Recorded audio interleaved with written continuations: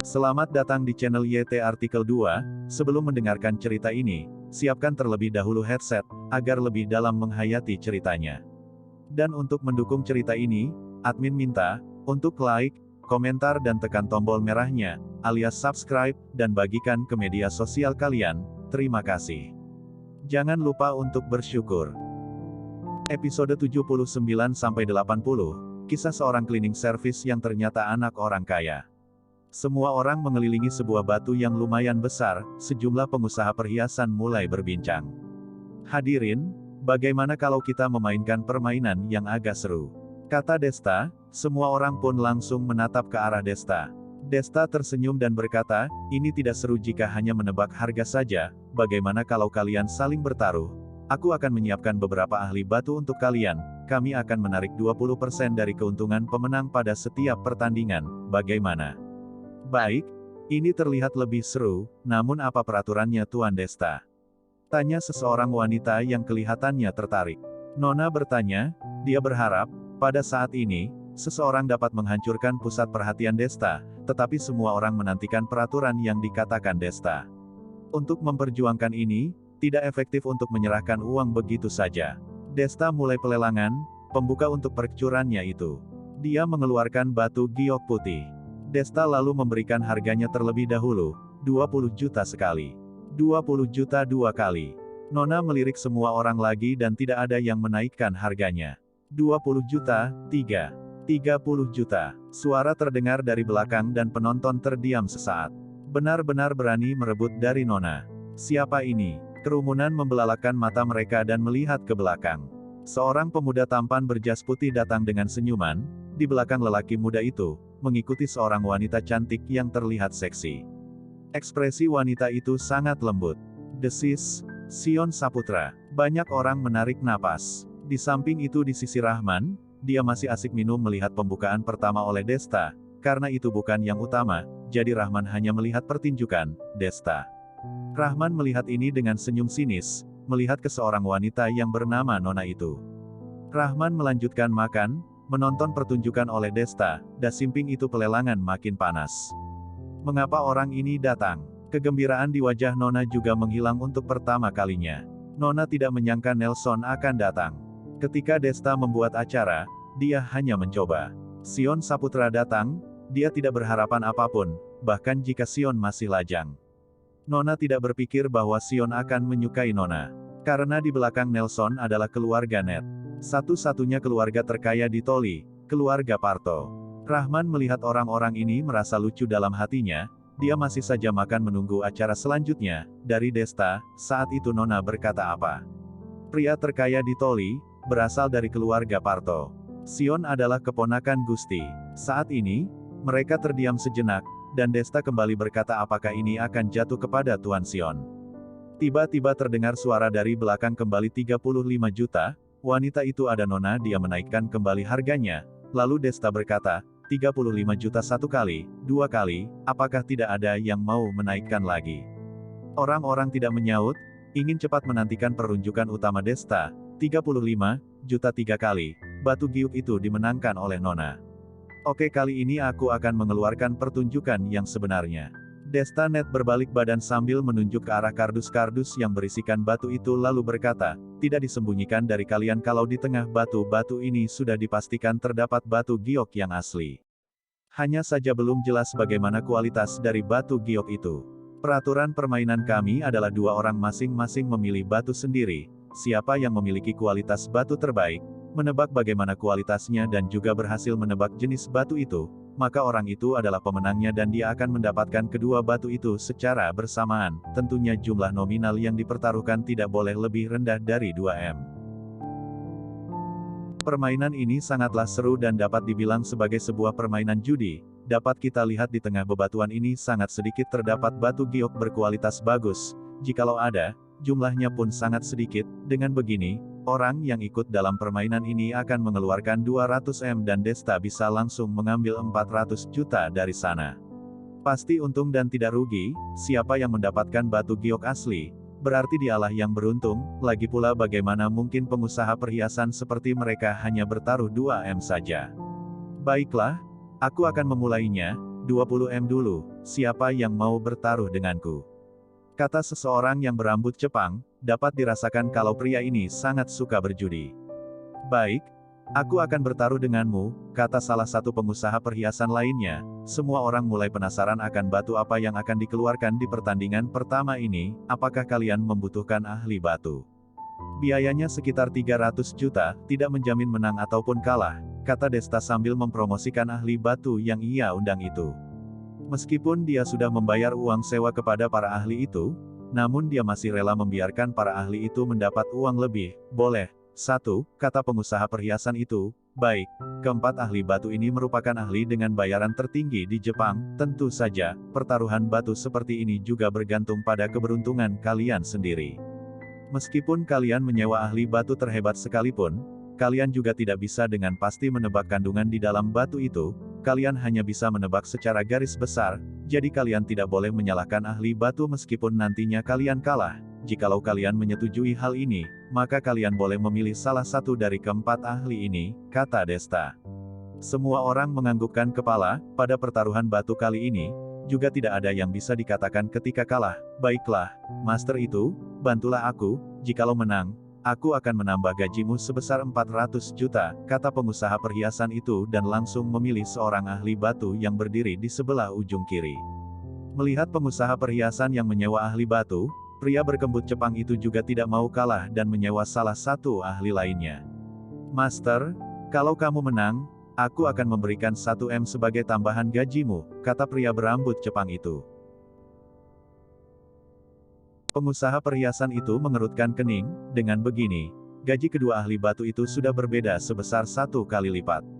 Desta merasa cukup dan langsung berkata, gaji tambahan untuk para ahli batu tidak boleh lebih dari 1 M, jika kalian bertaruh di bawah 20 M, maka biaya sewa ahli batu tidak boleh lewat dari 400 juta. Dengan begini, maka para ahli itu tidak akan berusaha melakukan kecurangan. Pengusaha perhiasan itu mengangguk dan menambah biaya sewanya menjadi 1 M jika kalah, maka hanya akan diberi biaya tambahan sebanyak 200 juta. Kedua orang itu lalu menghabiskan 20 M untuk membeli kasino token dari Jepang dan menyerahkannya kepada salah satu pekerja di sana. Kedua ahli batu itu akan memilih salah satu batu. Pertama-tama dia akan meremasnya di tangannya, kemudian menekuk jari telunjuknya dan mengetuk, dan kemudian menyentuh permukaan batu asli untuk memeriksanya. Sekitar 2 menit terlewati, dia akan menelusurinya kembali menggunakan kaca pembesar. Setelah diamati selama 2 menit, ahli batu dari pihak pengusaha perhiasan ini berkata dengan serius, ini merupakan sebuah batu intan yang memiliki berat sekitar 500 gram. Batu intan tidak begitu bernilai, namun yang dipertaruhkan adalah kualitas dan jenis dari batu ini, mungkin saja bisa menang. Setelah ahli batu itu selesai berbicara, pekerja di sana lalu mengambil kembali batu itu dan membelahnya. Semua orang menatapnya dengan penuh penasaran dan tidak lama kemudian, sebuah batu giok yang bersinar terang itu pun keluar dari dalam. Masih belum bisa dipastikan apakah ini merupakan batu intan atau bukan, hanya saja ketika ditimbang, beratnya sekitar 450 gram dan sangat mendekati angka 500 gram. Pengusaha perhiasan itu merasa lega karena perbedaan beratnya hanya 50 gram, ini bisa dibilang sudah tepat dan hanya menunggu kepastian apakah ini merupakan batu intan atau bukan. Setelah diperiksa oleh ahlinya, batu ini bukanlah merupakan batu intan, melainkan kristal, namun kerasnya batu kristal hampir sama dengan batu intan. Oleh karena itu, hasil ini sudah pasti kalau pemenangnya adalah pengusaha perhiasan itu. Ini adalah ahli yang sesungguhnya, nantinya semua akan meminta bantuan dari ahli batu ini. Master, aku berserah padamu, kata pria berambut Jepang dengan khawatir. Ahli batu yang pertama begitu hebat dan seharusnya ahli batu yang ia pilih ini juga tidak akan kalah. Dengan cepat, ahli batu kedua itu langsung berkata, ini adalah batu jade dan beratnya sekitar 250 gram. Selanjutnya pekerja di sana mulai membelah dan dengan cepat terlihat sebuah batu, namun jika dilihat dari warnanya, itu bukanlah batu jade. Pria berambut Jepang itu langsung murung karena dia sudah kalah di bagian penebakan jenis batu. Jikalau berat dari batu ini tidak sesuai dengan perkataan ahli batu ini, maka dia sudah pasti kalah. Lanjut ke episode berikutnya. Episode 80. Setelah ditimbang 190 gram dan terdapat perbedaan sebesar 60 gram, ini merupakan batu akik dan pria berambut Jepang itu dipastikan kalah sebesar 20 M. Pengusaha perhiasan itulah yang menang dan dia terlihat senang. Pekerja di sana lalu memberikan kasino token sebanyak 36M kepadanya. Master, bantulah aku sekali lagi, kata pengusaha perhiasan itu kepada ahli batu itu dan langsung menukarkan kasino token sebesar 1M kepada ahli batu itu. Semua orang di sana pun ingin segera mencoba, namun mereka khawatir kalau ahli batu yang tersisa tidak sehebat ahli batu yang dipilih oleh pengusaha perhiasan itu. Jadi mereka terlihat sangatlah ragu. Melihat orang tuanya yang sudah pergi, Rahman juga tidak ingin tinggal di sana lagi. Dia sudah tidak berminat pada acara batu itu maupun acara lelang selanjutnya. Ketika dia hendak pergi, beberapa pengusaha berjalan ke atas pentas dan mereka diikuti oleh beberapa master barang antik. Tuan Desta, permainanmu ini terlihat seru. Bagaimana kalau kami sebagai wakil dari Mitra Global menantang kalian dari Tokyo? Kata salah satu pria parubaya kepada Desta. Ini adalah pertaruhan antar kota. Semua orang menatap beberapa pengusaha itu dengan penasaran. Itu adalah Sugiarto, seorang taipan perhiasan di Mitra Global, seorang gangster yang memiliki puluhan miliar aset. Aku juga pernah melihat orang-orang yang berada di sampingnya itu ketika di Mitra Global. Mereka semua merupakan orang-orang yang memiliki aset miliaran. Apakah mereka datang untuk mengacaukan suasana? Ada beberapa orang yang mengenal beberapa pengusaha itu dan seketika terkejut lalu berteriak, tentu saja Desta mengenal mereka. Apalagi kekuasaan keluarga Lebang di Mitra Global tidak kalah dengan kekuasaan keluarga Net di Yusoda. Ini terlihat buruk, kenapa? Kalian tidak berani? Kata Sugiarto kepada pengusaha-pengusaha dari Tokyo dengan nada yang menantang. Beberapa pengusaha lain juga memasang wajah yang penuh hina, seperti sedang berkata kalau mereka sengaja datang untuk mengacaukan suasana. Layanilah kami jika kalian berani mendapat tantangan seperti itu. Ekspresi wajah Desta dan beberapa pengusaha Yusoda terlihat begitu buruk. Yang berhak menerima tantangan di sana hanyalah keluarga Net, selain itu hanya tersisa keluarga Andreas yang lebih kuat. Ketiga keluarga besar lainnya tidak hadir di sini sekarang. Jika dilayani, pihak lawan pastilah sudah menyiapkan segala hal, mereka pastilah juga telah mengundang para ahli batu yang hebat. Jika tidak dilayani, maka akan membuat seluruh pengusaha di Yusoda menjadi malu. Kalau bos Lebang begitu berminat, maka kami akan melayani kalian, kata Desta setelah memutuskan untuk melayani mereka. Jikalau dia tidak melayani, maka acara pameran malam ini hanya akan menjadi sebuah perbincangan. Tuan Desta memanglah murah hati, begini saja, 2 kali menang dari 3 pertandingan, setiap pertandingan harus bertaruh sebesar 1T kasino token. Yang kalah dari pertandingan ini harus menerima kalau seluruh impor bebatuan hanya boleh dilakukan oleh pihak yang menang. Apakah Tuan Desta berani melayani? Kata Sugiarto Lebang tanpa bertanya apakah peraturan ini berlaku atau tidak dan langsung bertanya apakah berani melayani. Ini benar-benar langsung menahan jalan mundur Desta. Ekspresi wajah Desta berubah dan semua orang terkejut. Jikalau kalah, yang rugi bukan hanya sebatas 1 triliun ataupun 2 triliun. Melainkan berpengaruh pada impor bebatuan di Yusoda, pihak yang menang boleh langsung memonopoli pasar impor bebatuan. Desta merasa geram dan menghadap ke semua orang, bagaimana menurut kalian?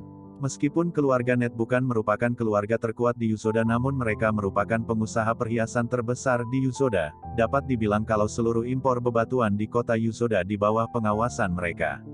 Pengusaha perhiasan lainnya hanya mengikuti jejak keluarga Net saja, tujuan dia bertanya kepada semua orang agar semua orang bisa ikut menanggung semua ini jika kalah.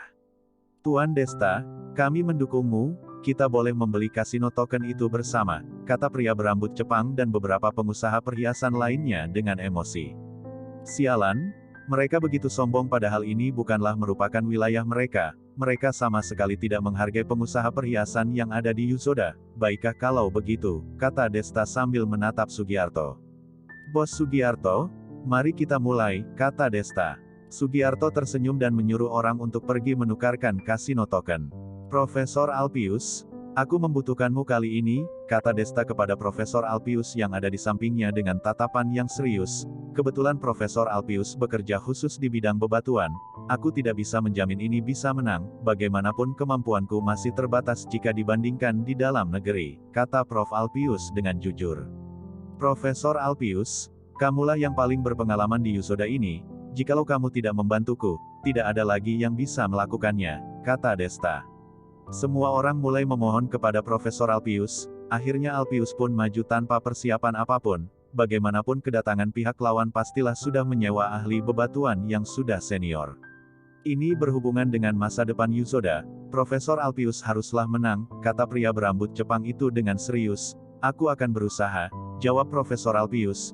Jangan memberi tekanan kepada Profesor Alpius.